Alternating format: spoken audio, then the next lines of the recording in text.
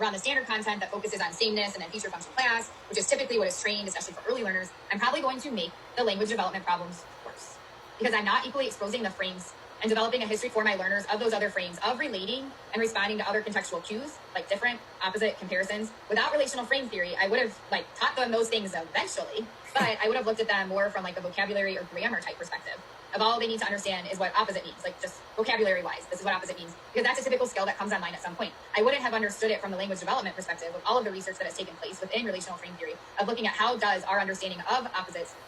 come to be an arbitrary applicable responding framework. I probably would have been making problems worse because while I'm doing hundreds of thousands of training trials on sameness, essentially with all of the matching that we do, matching letters, numbers, colors, shapes, items, common items, preferred items, people, places, WH questions I've even seen matching with, and I've done it myself. There's so much matching. And when we do all of that, we're just building a stronger and stronger repertoire relating to sameness without building any of those other relational networks. And then when we try to teach opposite or different or hierarchies or perspective taking, we're fighting against a really rich history of just the relational network of sameness. So someone could have a really good background in verbal behavior and micro level analysis, but if that's all they have and they're missing that bigger macro picture of how to develop programming based on relational frames and how higher order language develops, they're not going to develop their programming as comprehensively as they could if they had that micro level understanding. And then he goes on to explain what the tutorial covers. The piece there where he's talking about explains how stimulus functions can be altered in ways that are not directly predictable. That pulls in what I was talking about with that pounds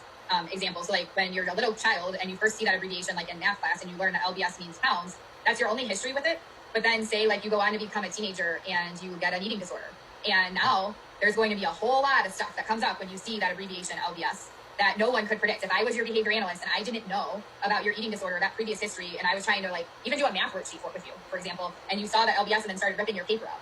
I'm not going to necessarily predict that it's around your past history with your eating disorder, right? So it really opens up such a wider array of variables that we have to consider, and it goes beyond that stimulus response consequence, direct learning contingency that we're all trained on.